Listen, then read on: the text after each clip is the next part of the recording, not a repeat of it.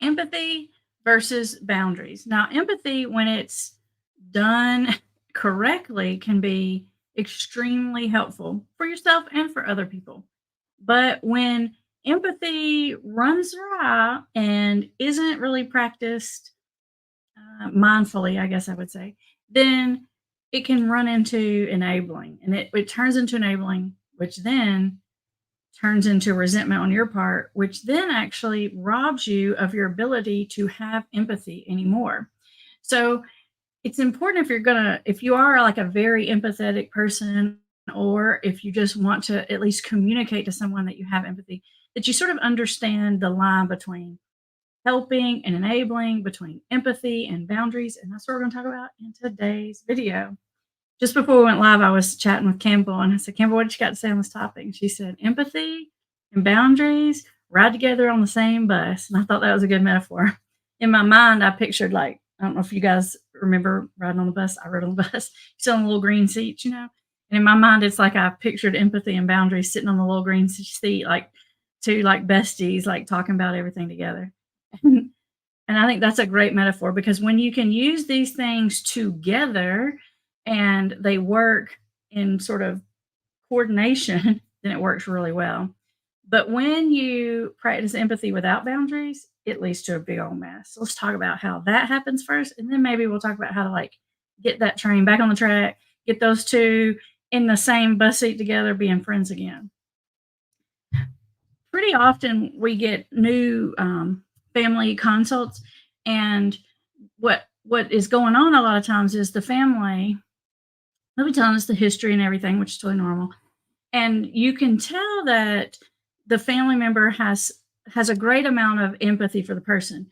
Usually not necessarily because they have the empathy for the addiction, but what they have the empathy for is usually like some past struggle this person has gone through, or some current struggle this person has gone through. Like, for example, like if they know that the person has a lot of anxiety, or if they know the person has a history of childhood trauma, or sometimes if it's parents, the parents have a lot of empathy and maybe even a little guilt wrapped in there about maybe there was a divorce, and they feel like maybe something they did is causing the addiction. And and that's all well and good to have empathy and understand someone's perspective and to feel for them and to care for them. But when that empathy crosses over to enabling, what happens is that empathy turns into this compelling feeling inside that makes you feel like you need to somehow fix the situation for them, or make it better, or make up for a certain situation. That's when we cross over the line into unhealthy empathy. So, empathy should be a thought, feeling, a statement, a communication. It shouldn't necessarily be a bunch of behaviors involved in fixing, making excuses for, giving money for, all that kind of stuff.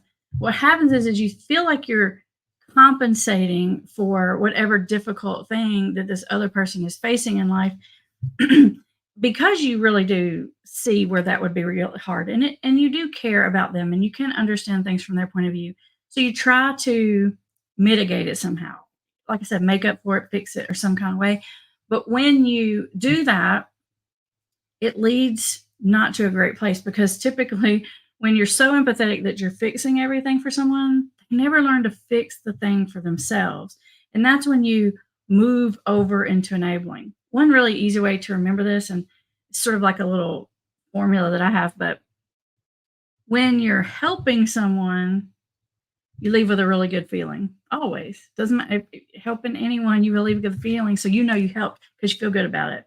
When you're enabling someone, you usually leave with a not great feeling, usually some level of resentment, because when you're enabling, it's like forced helping. It's like helping that you felt like you had to do for some reason, and you didn't really want to do it, but you did it, but you didn't want to, so you have resentment about it. That's how you know you're over into the enabling category and not into the helping category. Think about it. Think about organizations you've helped in the past, people you've helped in the past. You feel great about that. You feel good. Like, even if you go and you donate things to Goodwill, you feel good because you're like, well, these things are going to a good home and maybe they'll help someone. You feel good about it. But Contrast that with the last time that you helped someone, usually because they like asked you for something or because you noticed that they were going without in some kind of way or they weren't taking care of themselves in some kind of way. And then you jump in there and you start trying to fix it. What happens to you is you eventually, maybe not in the first 5 minutes, but eventually you become resentful of it because what you're going to notice is you're doing and doing and doing, and they're not doing and doing and doing. And then it gets really bad because then they start expecting you to do it. And then maybe you helped with money or you helped with babysitting or you helped cover someone's shift or something like that. And now they're asking you to do that like regular more than once. Then you end up having this resentment towards the person, which in the long run will make you become a not very empathetic person. And this is what we see inside of families where addiction is happening. So usually if it's your loved one, your spouse, your kid, your parent or whatever, and you do feel for them, like I said, you care about them, you love them, and you start fixing things for them because you have that empathy for them, then you fixing it, but you usually have bad attitude about it. So the way you interact with that person becomes kind of toxic. And if you guys have watched these videos very much, I call it the bad guy role. Then you find yourself in the bad guy role. And that comes from this energy that you're carrying around that comes from this resentment because you're doing things that you don't want to do. And you ultimately feel taken advantage of. I don't know if you guys have ever heard of something called the drama triangle. If you haven't, Kim and I did a video on this a while back. But they talk about these three roles: the persecutor role, the hero role, and the victim role. And so what happens is if you jump in there and you're the rescuer and you fix things for someone, eventually, which is an unhealthy role, eventually you fall down the victim role because then you start feeling like you were taken advantage of. And then you move over to the persecutor role because then you get attitude about it and you usually kind of say something nasty or you put little passive aggressive comments in or your energy's just cold, or you start avoiding the person, it's going to come out of you in some kind of unhealthy way. We've all been there before. Put your hand up in the comments or chat if you know what I'm talking about. If you've done this, I'm gonna put both my hands up. If I have more, I put more up because I've done this, and it's hard not to fall into this, especially if you're sort of raised this way.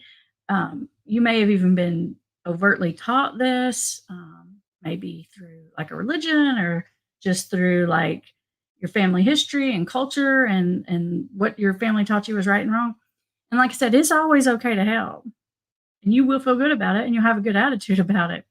But when you are, like I said, when you're using that empathy and you're doing more than you want to do, and then you have that bad attitude, guess what? Then they have an even worse attitude back at you.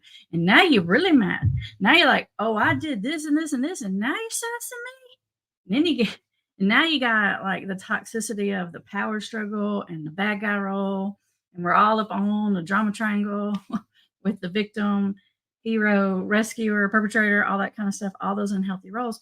And you lead yourself into a really bad boundary situation. So I feel like an easy way to think of empathy is think of it like a feeling that you have, a care, a concern. And you should use that care and concern and empathy to communicate that to the person. I don't think you're ever going to go wrong communicating some kind of empathetic statement to a person. Well, that must be really hard. Gosh, like, I don't blame you for being upset. Like, I can see why that happened. I can see why it's hard to pay the bills, whatever it is. Use that empathy you have to communicate very empathetically with the person, not to fix their situation. When you communicate empathy to someone, you actually change their brain a little bit in a really good way. You actually turn down the volume of their emotions, like if they're feeling like in crisis or they're stressed out or they're anxious, it's almost like it soothes that uncomfortable emotional state, which then allows their brain to kick in and allows them to actually think and sort through and solve their problems more effectively. So I do think you should use your empathy with people. I just don't think you should use it to fix their situation. Now, that's not me telling you can never help someone. Remember, I told you help is always a good thing. You help anyone you want as much as you want. Give them $1 million if you want to, build them a house, give them a car, whatever. But if you'll stay in that formula that I gave you, you'll have a good feeling about it and they'll have a good feeling about it because you're going to be doing it from a good place in your heart and not doing it from a place of feeling obligated for some reason.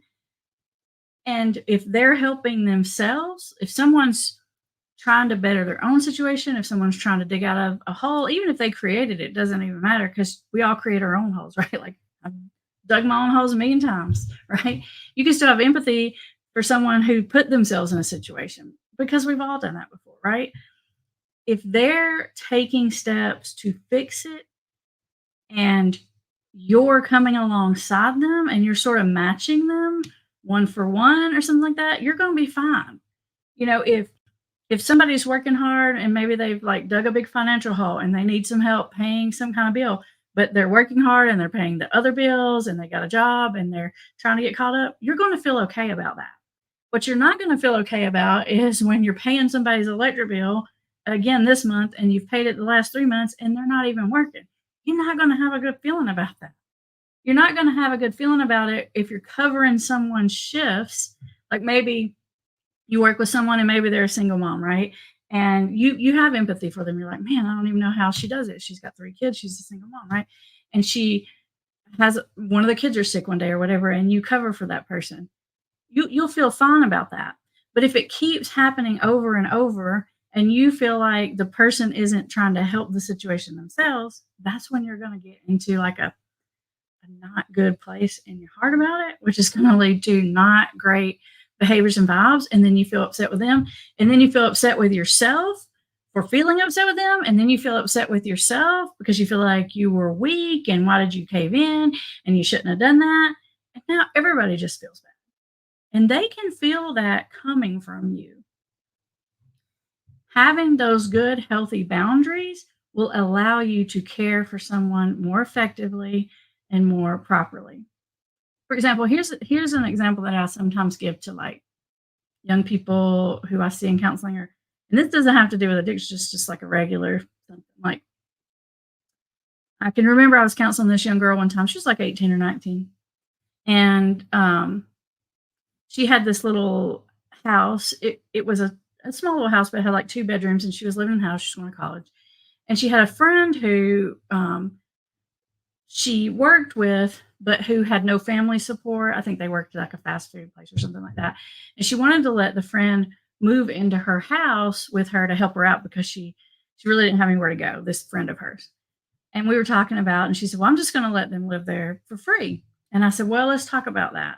That could be a problem. And she's, this is a young girl, and she's thinking, well, why could that be a problem? I said, because it's going to start out by being a problem because if this other young girl is living in your house for free, she's going to feel like not like it's her home. She's not going to feel as comfortable just being there. She's going to feel uncomfortable. She's going to, it's just going to make her feel weird because she's going to know inside that she's not paying anything. And like, let's say you let her stay there and then she starts leaving her dirty clothes somewhere. Now you really going to be mad. You're like, oh, now you're taking advantage of me. I'm letting you stay here. What if she like quits her job or something? Now you have this bad feeling towards her. You're like, I'm letting you stay here for free with no rent. And now you quit your job. You see how this can lead to bad feelings? When another example of when a boundaries issue can come up is like, if you need some help for something and you want to help and you want to ask other people to help you for free. That's what friends do, right? You can ask a friend to do something for you once, maybe twice, and you're okay. But if you know you're going to need help with something more than one time, even if you have a friend who's willing to do it, who says, I'll totally do it for you for free, it's nothing. If it's a little thing and they can just do it this one time, totally no big deal. That's what friends are for, right? But if, like, for example, my, I have some people in my family who do like technology or whatever, and I could say, hey, could you like build me this website or whatever? They might even be like, I'll build you this website or whatever. That's a bad deal because that's a huge undertaking. That's a giant project. And they're going to end up having a bad feeling towards you. You're going to end up feeling guilty about it. And then maybe something they built on the website isn't like you wanted it, but you're not going to want to ask them to fix it because they already did it for free. It just creates all this uncomfortableness between you guys. So allowing friends to help if it's one time or whatever is totally fine. Even if you feel like helping out a friend, if it's one time, it's a small task, it's no big deal. Like totally do it. Get a piece of advice about something. But if it's an ongoing thing that's going to keep happening, that is almost always going to lead you to a bad feeling. And ultimately, it doesn't ever help that person in the end the way you want it to. Because it feels like, well, I'm just going to give them a leg up, but then they don't ever gain the skills that they need to gain to get themselves out of that situation or to keep themselves away from that situation. We get ourselves in bad situations because we make mistakes. We all do that, but it's the muscles and the skills that we develop. All of those come from working our way out of bad situations. So that's what enabling means, right? Like you are enabling someone to stay stuck. And not only is it not helping them, but it's not helping you. You're going to have bad thoughts. You're going to have bad attitude. And no one is going to benefit from it.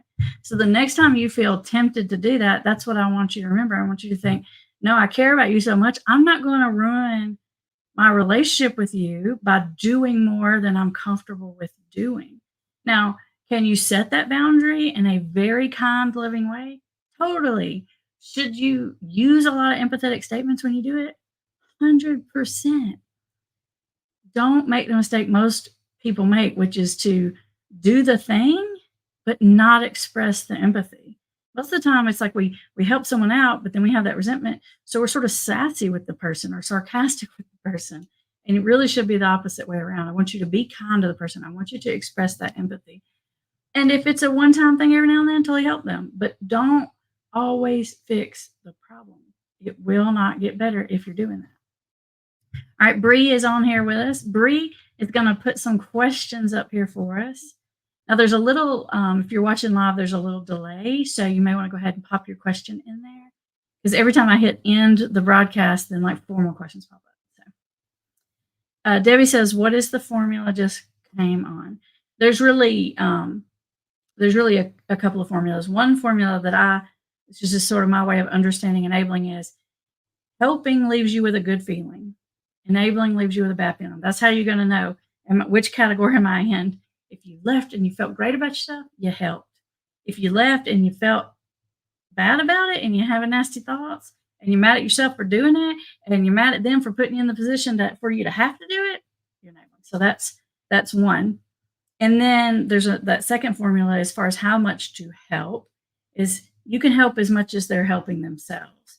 If they take a step, you can take a step. If they take 20 steps, you can take 20 steps. There's no limit on the amount you can help someone. There's no like, well, as long as it's not more than $5. That's not what it is. It's they take a step and you take a step. As long as that's happening, you will feel like you're helping them and you will have that good feeling. If you're taking all the steps, you won't have the good feeling. That's when you know you're in the wrong category. Hope that helps. What else we got, Bree? Emily says, my 18-year-old son isn't working. He has 2 tickets he has to pay for, and we are not paying for them. I have expressed empathy, and I have made it clear that we are not bailing him out. 5 gold stars, Emily. He seems to have money for fun and marijuana. See, this is a perfect example, Emily. I'm so glad you said this, because if you go pay those tickets and then he goes out and hangs out with his friends all night on Saturday, you're going to be mad. You're going to have a really bad attitude because you'll be like, what? I went to work. I earned the money. I paid for your mess and you're out there partying. And then you know what you're going to do, Emily? Is then you're going to be nasty about it. And then you're going to watch my videos and be like, dang, you were told not to be nasty. But the thing that gets in our way is when we overdo and then we feel bad about it. And it makes us turn into that resentful person that we don't want to be. So lots of gold stars, Emily. How do you stop the unhealthy enabling after so many years of doing it? Ooh, that's a good question. It's really hard to back out of it. So I know this isn't helpful for you, B, but it's always helpful to start with a stricter, harder boundary and loosen up later than it is to start with a lax boundary and then bring it back into control. I mean, but sometimes we find ourselves in that situation. I think probably what I would do is, it depends on how bad the enabling is. But probably the first thing I would do is just acknowledge that you're sort of changing the rules of the game and saying, "I know in the past this has been the deal, the arrangement, or I always did this or whatever, but I'm working on that. I'm going to cut it back," and just explain it to them. Just say it. What you don't want to do is you don't want to say, "Look, I'm sick of dealing with your crap. I'm sick of paying your bills. I'm sick of fixing your tickets when you're out smoking weed." Because then you're not expressing the empathy, right? And then plus they're mad at you because probably they're thinking, "Dude, you just did that on your own. I didn't make you do that," or whatever. So you want to give them the heads up. You want to take ownership of the fact that you put yourself in that situation. Even if they are constantly the one asking you to do it, and you can say, "No," you feel like they're pressuring you to do it. If you did it, it was your choice to do that. So you have to sort of own that. Don't blame them for your over empathy. And then if it's very extreme, when we do see this sometimes, especially when it's like parents and kids, even like adult kids, like you've been paying everything for them for like ever, then you probably want to taper back. And if you're in a situation like that and you're not sure what to do, Campbell, who's one of our family therapists here, she's the expert at that. Like, how do you back out of that enabling thing? And she usually kind of puts you on like a taper plan. So it's not just like an immediate cutoff. If it's like a lot for a long time, you might have to step back from it. What else we got, Bree? How do you stop overdoing if not doing can have a negative effect on you? I think what you're saying, Kara, and I could be wrong about this, but like maybe like you have a husband who's alcoholic and you're over helping by making sure he gets to work and doing everything for him, but if he doesn't go to work, you can't pay the bills. Is that kind of what you mean, Kara? Is like let the if I let the consequence happen for him, it also impacts me, which is the case pretty regularly, especially if it's like a spouse situation. You're going to have to figure out any ways that you can possibly to get yourself in a better situation, whether that's like separate finances or whatever you can do to mitigate it falling onto you. But then ultimately, you need to face that consequence too. You need to be willing to face it because you're trying to outrun it. You're trying to fix this thing for this person, and you're going to run out of gas. You're going to run out of steam, and you're never going to get out of the hole as long as you're doing that. Which I get. Sometimes it's scary, right? So get yourself as independent of a situation as possible, and then start backing out of it.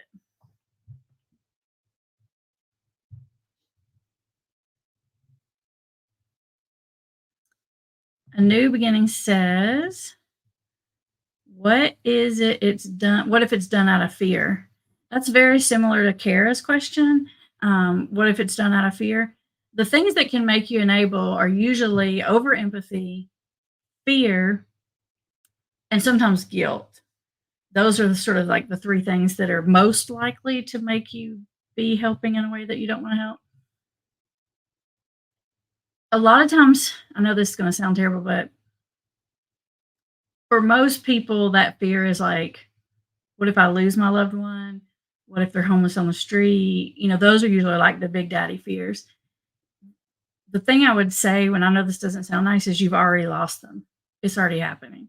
Like if their addiction is so bad that you're like, if I don't fix this for them, they're going to be on the street, then that your loved one that you remember isn't even in there. So the question isn't, what if the bad thing happens? The question is could we possibly get them back? Right. Like, it's like sometimes people say, well, if I kick them out, they'll be out on the street.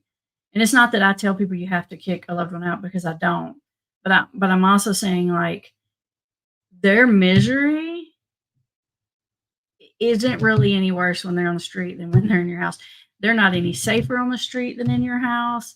That's all an illusion that you're putting on yourself. Now, you might be sort of more miserable if they're on the street because you're actually going to be more worried about it than they are.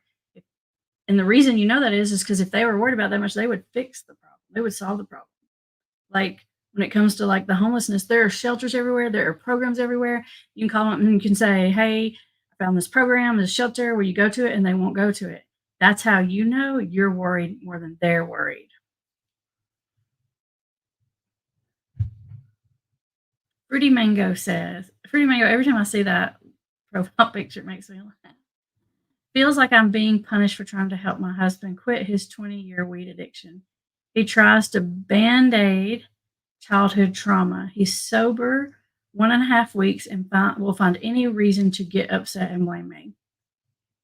He refuses to get any kind of therapy and address his childhood trauma issues. I think he has a pride issue, and his mind thinks it's a sign of weakness.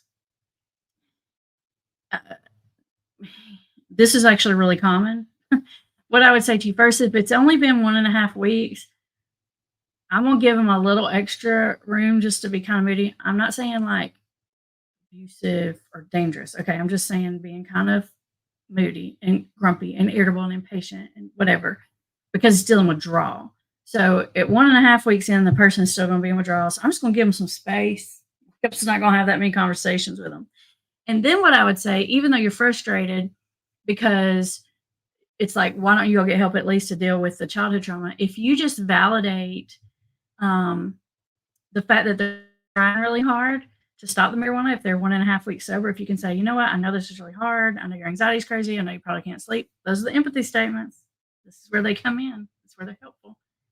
And I really appreciate you doing that. I know it's not easy. So if you can just appreciate the steps that they are taking, they're actually more likely, if the childhood trauma wounds come back after they quit using, they're more likely to get some actual help for them. What happens a lot of times is once someone addresses their addiction issue, I'm not saying the trauma goes away, but the anxiety symptoms and stuff like that usually simmer down like a lot. For a lot of people, it's not like the trauma is not there anymore, but for a lot of people, it's manageable because the addiction has actually been putting all that on hyper overdrive because of the rebound effect and that kind of thing. And then if you ever get your moment and the timing is right, then maybe you can look at the video we did a couple weeks ago on art therapy. That's not art as in coloring and painting. It's art as in accelerated resolution therapy, because that's the quick therapy that you can use to alleviate the symptoms of trauma, and you don't even have to talk about it if you don't want to, and you don't have to go to therapy every week and talk. Like, it's like a quick 1 or 2 session thing. So if you get that moment where you think they might be open to it, you might want to throw that on there as an option or a solution, because that's pretty acceptable for people, especially the ones that don't want to do like talk therapy and all that kind of stuff. Emily says, my 18-year-old son barely lives with us, spends most of his time at girlfriend's house because anything goes. How do we talk about that?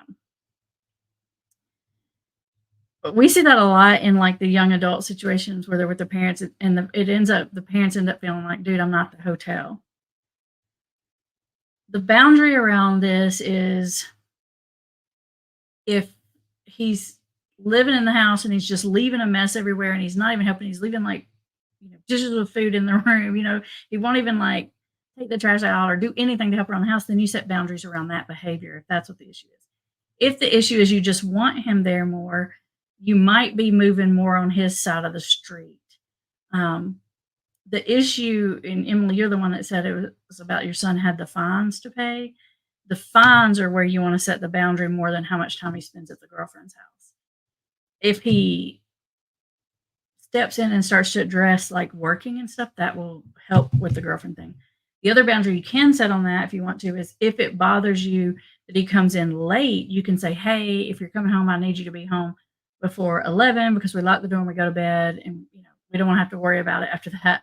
You can say, I need you to be home by a certain time. If not, then I'll send you to spend the night somewhere. That's an appropriate boundary. But after they're like 18, 19, 20, trying to control that is kind of stepping into their side of the street. Now, you can ask them to communicate to you, because I call that just good manners. I don't care how old you are. If I was staying in someone's house and I was going to be out late till 2, I would tell them, hey, I probably won't be home till like 2, not because I'm a child, not because they're the boss, but because that's good manners.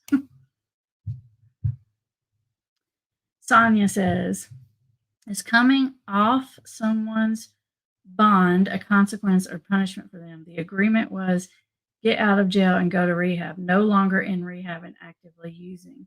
Does nothing to better his life. Yes. Now, if you call the probation officer and turn them in, then you're probably putting it in punishment. If they've just they know what the rule is, they know if they don't do treatment and they do all that other stuff, they could go back to jail, and that just plays out, that is definitely a consequence. Good question.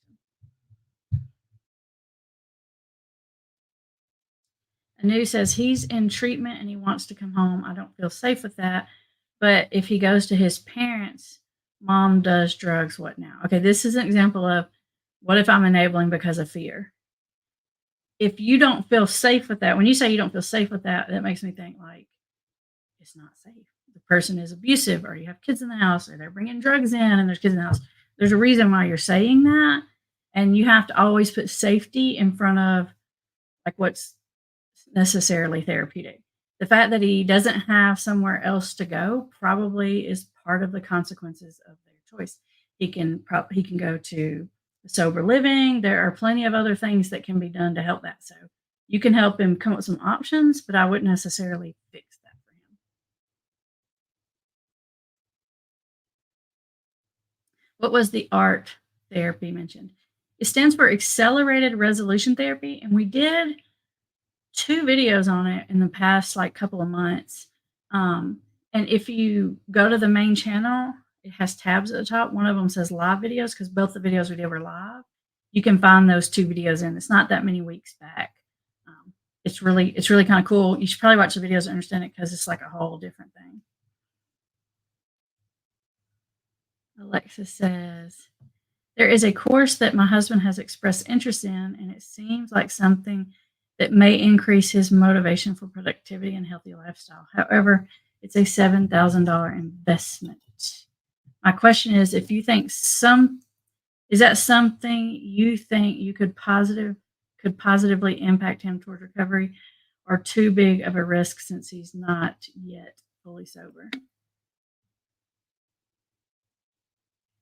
I think if he thinks it'll help him, and whatever this thing is has something to do with personal growth, recovery, any, it doesn't even have to be specifically related to recovery, but it's about being a better person moving forward. I'm not necessarily saying you should pay the whole thing for it, but if it's something that looks like it might be helpful and he thinks it's helpful, yeah, I would say let's do it. Anything.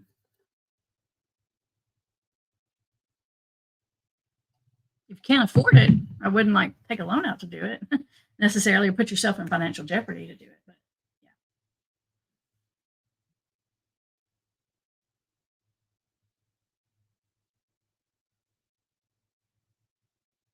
Do we have another one, Bree?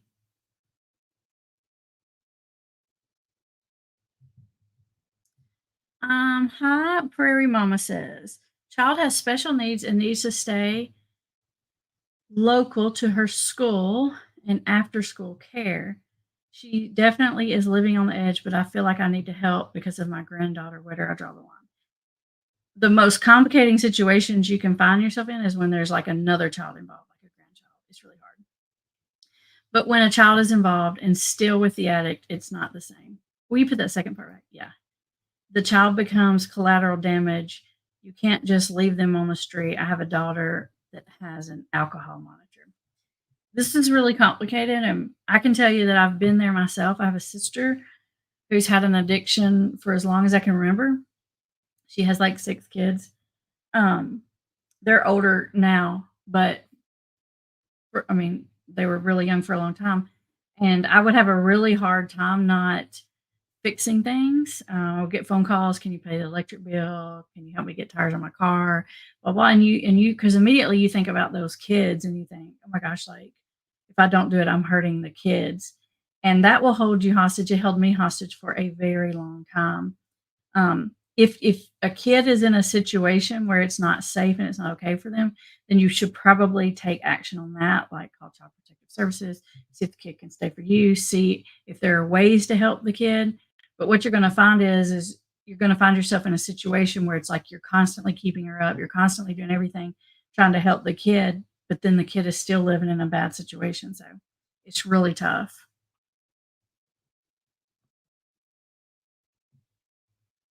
Is it wrong if I don't tell him I'm coming off bond? I tried to tell him in a roundabout way. I don't think I know what that means, Sonia. Coming off bond. I'm assuming you mean like Probation? What does that mean? Like, it's coming off someone's bond account. Okay. I don't know what coming off bond mean. Is it like you bonded, like, them out of jail, and so you put your name on some kind of promise if they showed up to court or something like that? Am I understanding that right? Can you come off of someone's if that's it, can you do that? I didn't know that was a thing. The agreement was get out of jail and go to rehab, no longer in rehab, actively using, doing nothing is better.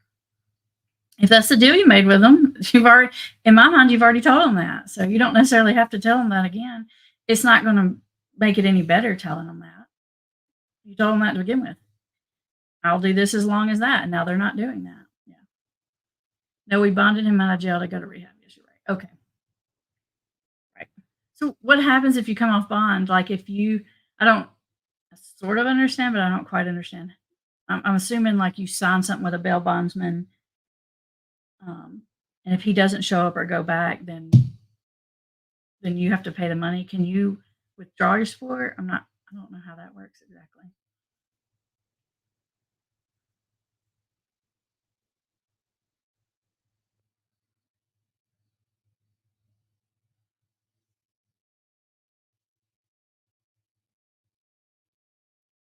He will go back to jail.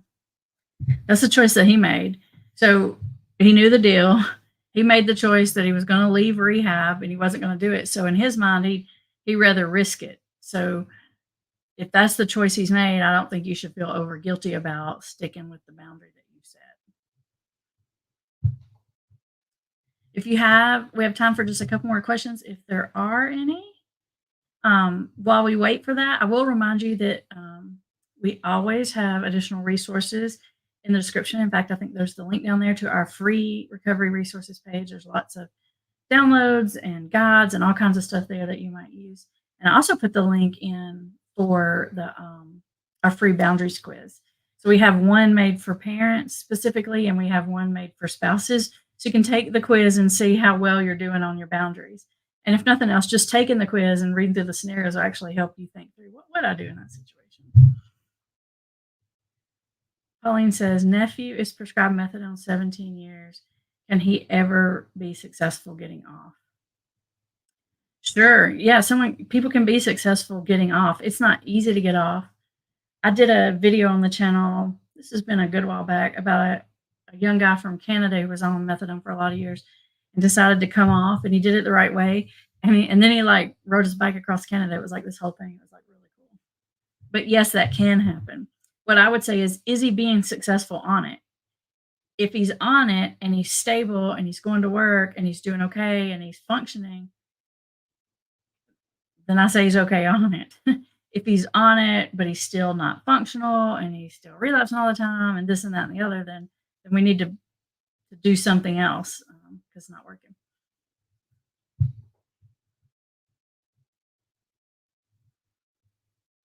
All right, it looks like we got to the end of our questions. Thanks everyone for hanging out. I will be here as always next Thursday at 1 Eastern, and I will also put up here for you the playlist on enabling to learn more about that, how to make sure you're not in the yucky category, you're over in the good helping category. See you guys next time. Bye everybody.